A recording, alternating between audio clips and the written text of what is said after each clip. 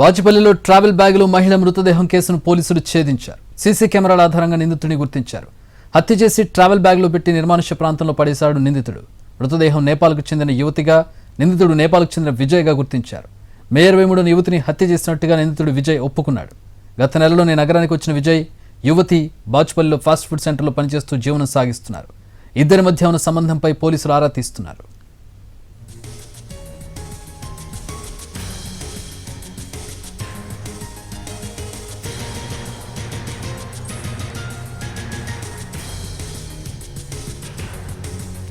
Travel బ్యాగ్లో మహిళ మృతదేహం కేసును పోలీసులు వేగంగా ఛేదించారు.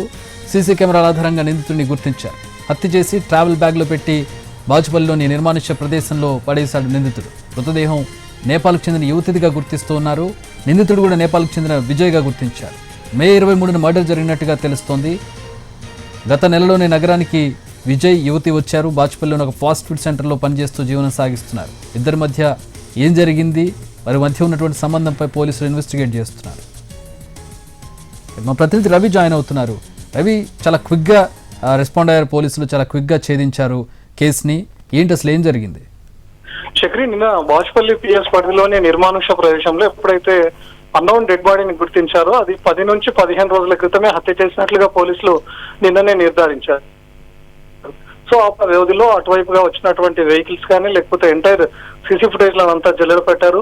అక్కడ మృతదేహాన్ని స్వాధీనం చేసుకున్నటువంటి ట్రావెల్ బ్యాగ్ ను కూడా పరిశీలించి ఎక్కడ కొనుగోలు చేశారు అనే దానిపైన కూడా మరొక టీము గాలింపు చేపట్టింది.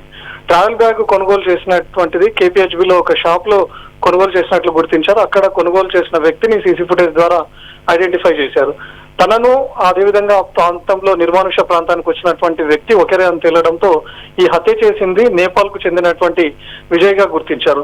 విజయ్ గత నెలనే హైదరాబాద్ కు వచ్చాడు. విజయ్ తో పాటు వచ్చినటువంటి యువతి కూడా నేపాల్ కు చెందినటువంటి యువతే. ఇద్దరు ఒక దగ్గర రూమ్ అద్దెకు తీసుకొని ఉన్నారు. ఫాస్ట్ ఫుడ్ సెంటర్ లో పనిచేస్తున్నారు అదే బాచుపల్లి ప్రాంతంలో.